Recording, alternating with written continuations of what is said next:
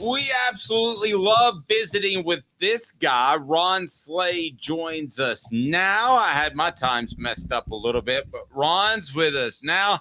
Ron, I have to be honest with you. I'm flattered because I mean you're pretty big time nowadays, and I thought being in Nashville and having the SEC tournament there that maybe you'd be big time, and Off the Hook Sports would be like the least little blip on your radar. Hey man, listen here, man. I ain't gonna never pass up a time to have a good time. So this is a part of my good time, regardless. It's Tennessee roots. So how could I not? How could I not come on? I love it. I love it. Hey, You always have a good time with hookers, right? Hey, Yep. hey, Ron, can I have so every Friday on we've got our Patreon group. It's Hooker's Corner, and you too can be a John for just $9.98 a month if you choose to. And we give away prizes. Can you cut me a deal on one of your Boom Boom Room shirts, and I can give away that as our weekly prize? Yeah, I got you. Just let me know. Let me know what size you need, and I'm sending it through. You know that. All right. Well, I'll be glad to pay for it, but that's what we're going to give away today. So we'll do that. All Sounds good. Let me ask you about Tennessee and a potential number 1 seed before we get to the matchups that lie ahead in the tournament. Do you believe that if it came down to Tennessee and North Carolina for a 1 seed in the tournament, that being a blue blood, being North Carolina, would give the Tar Heels an advantage, all other things being equal? Yeah, the majority of the time.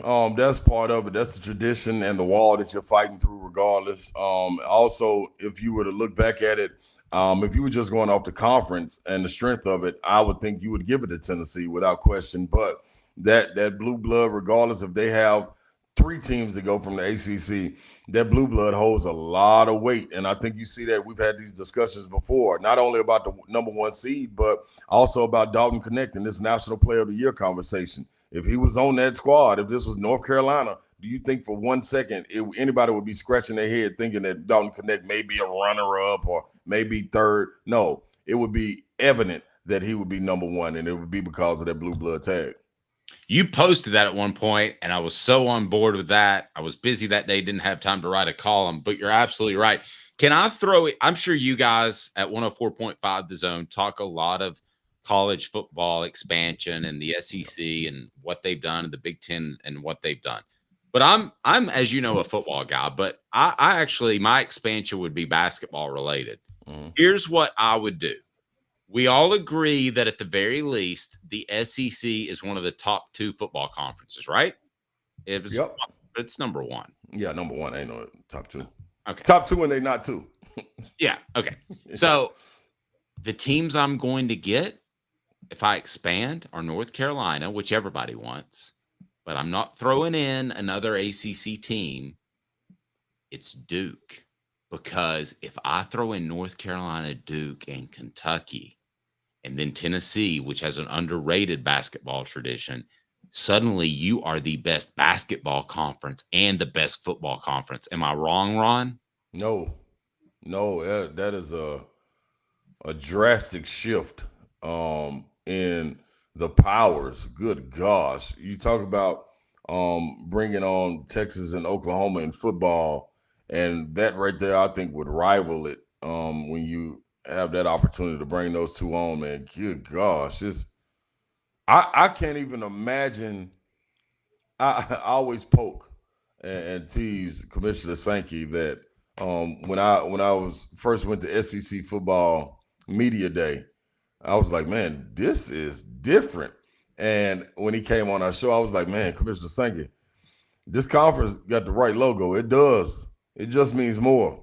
And I put apostrophe in, my apostrophe, a comma in football. It just means more in football. I said, because I remember coming to SEC Media Day in basketball, and it wasn't nowhere near this. You know what I'm saying? So that was pretty dope to see. And I think you would notice it on fronts just like that.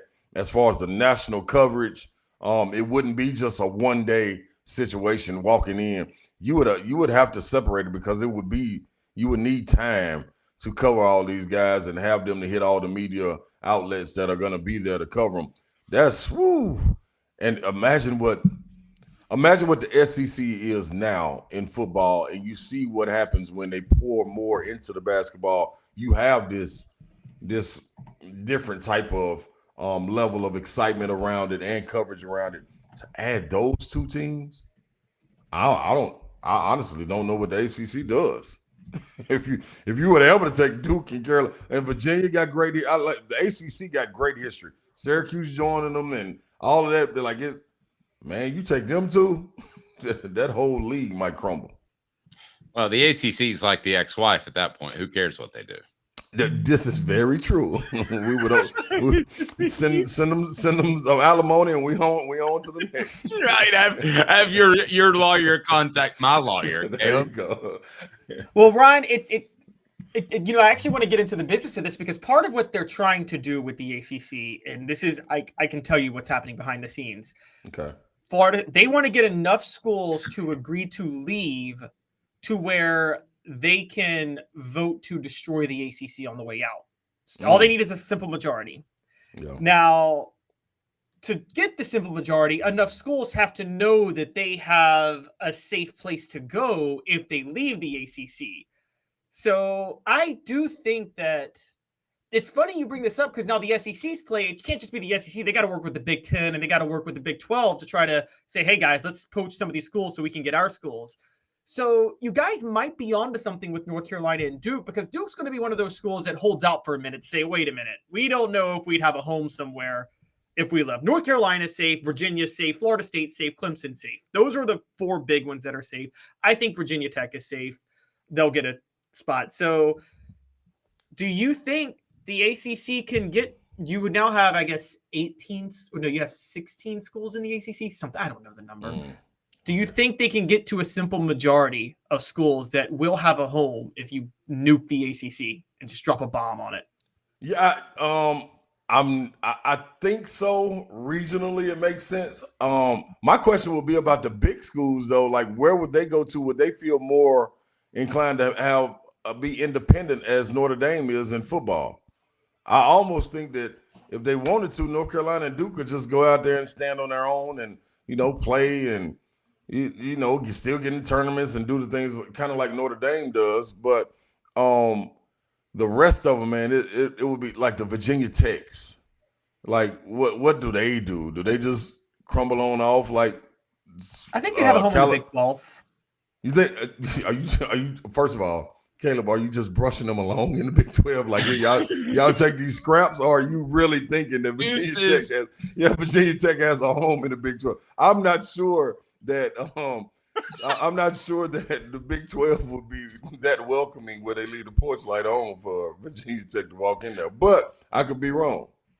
Well, think about it. Virginia Tech, West Virginia was an old school rivalry, so that could be the rivalry, the Appalachia, and you get the Virginia market, which is a huge market. So I'm just throwing things out. On the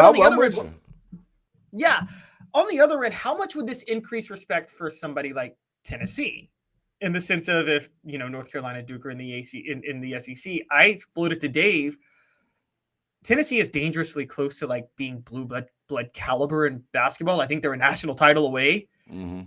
I feel like if North Carolina were in the SEC, couldn't Tennessee, North Carolina become one of the biggest rivalries in basketball overnight? Absolutely. And I think the only problem with that, and this just may be an old school feel, my era type thing. I think that when you look at it, Tennessee, I wouldn't be comfortable riding on the coattails of Carolina and getting that acknowledgement.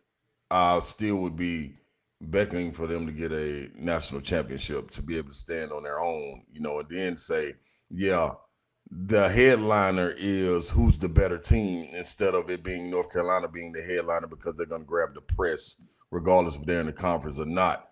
Tennessee, when you mention them with a national title, they could be the headliner. I think with the fan base, with the energy, with the money and everything, the support behind it, they could stand alone and be like, oh, no, we're going to decide what we're going to play. Instead of with North Carolina, them having the 60-40, 65-35 split, you know what I mean, the way it would go as far as attention put on it. As far as recruiting, you were a smart guy in recruiting. I've covered some other guys that I don't know that they necessarily knew who the upcoming team they were committing to was going to play that year. Terrell Owens showed up at UTC thinking it was the University of Tennessee. But anyway, Ron, how much of a factor would it be in recruiting if somebody said you're going to play at Cameron Indoor, you're going to play at the Dean Dome? I mean, to me, that'd be monstrous.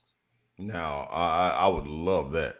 And you got to think that's having the wherewithal, like you said, a guy that's knowing about the history of the game and people walking into it. I'm not sure if I was 19 now, would that still hold the same credibility or same energy that it would for me coming up. You look at it in the way these younger generation athletes play, they're everywhere as far as EYBL circuits and things of that nature. They play in little big arenas and they'll play in a small gym just to get the field. I think it's more so about the exposure for them more so than it is about the tradition and the history of the gym. But me, man, I remember us getting the opportunity. Coach Smith took us up we were going to see Will Avery play when he played for Duke. And we had the opportunity to go in there and practice. And dog, when we were practicing, like I walked in and was in awe. Like, dude, this is it. I'm not sure that same feel happens with this younger generation. I also remember we had an opportunity to practice at Temple when we went to go see Big Kevin Ladd play. Who was a center with Coach Chaney, and walking in there, I could feel it. I knew the history of it. Aaron McKee and guys like that. I knew that history. So I'm not sure coming from the South and regionally, would they understand it going up to Philly and watching teams like that play? Yeah, that's a shame too, because I've always said you can take Michigan, Ohio State in football. You could take the Yankees and Red Sox in baseball. But Duke, North Carolina, to me, when they play, you go out of your way to watch that because it lives up to the billing more than any other rivalry in sports. Absolutely.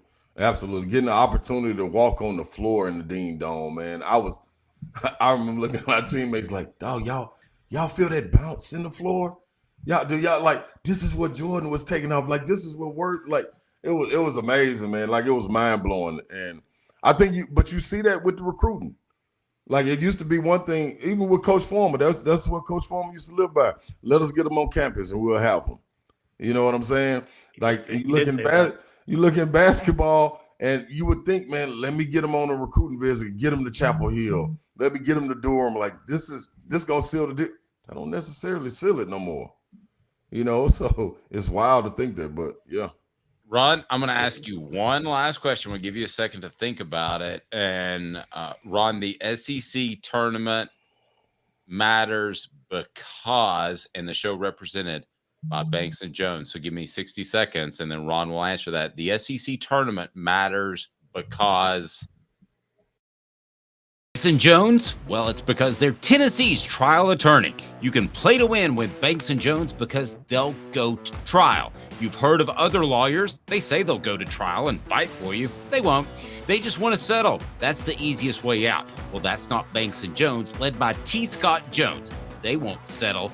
They'll go to trial for you. Tennessee's trial attorney. They play to win. Truly, Tennessee's trial attorney when it comes to criminal defense or personal injury. Why settle? It's Banks and Jones. T. Scott Jones. BanksandJones.com. All right, Ron, why does the SEC tournament matter? It matters mostly because you give an opportunity for these teams that are bubble teams to go out and prove themselves and be able to win one or two games and pop that bubble. You look at what Texas A&M and Mississippi State were able to do last night. They get a win, and they automatically, looking at what Joe Lunardi is forecasting with the other losses, are automatically in because of the strength of the SEC. You look anywhere else on night two, can you get a quad 1 win on a neutral site? That's different. The magnitude that the SEC brings and holds is totally different. And then also, when you look at it, it's the best conference in the nation, and you get all of them under one roof. Where else in the country did you have 6 teams vying for a number 1 seed in the conference tournament? That doesn't happen. That doesn't happen. These are 12, 13 win teams, man, in any league in the country. You just don't find that anywhere. Big 12, Big East, any of that place. It's always top heavy. That's not the case. Also, you get an opportunity to see where teams are going, as far as teams like Georgia with Mike White, McMahon down at LSU, all these other teams. You look back at it last year at Lamont Paris, I think a lot of that was looked at what South Carolina did, and people were wondering, man, how the hell is he going to get this team together? And you bounce back, and lo and behold, he was 1 game out from winning the number 1 seed. But you can see it and be able to talk to these guys and get a feel for the players. It's a different exposure and a different energy in the SEC tournament. All right, Ron. Ron. I'm a John. I'm looking for hookers. Anybody know where they are?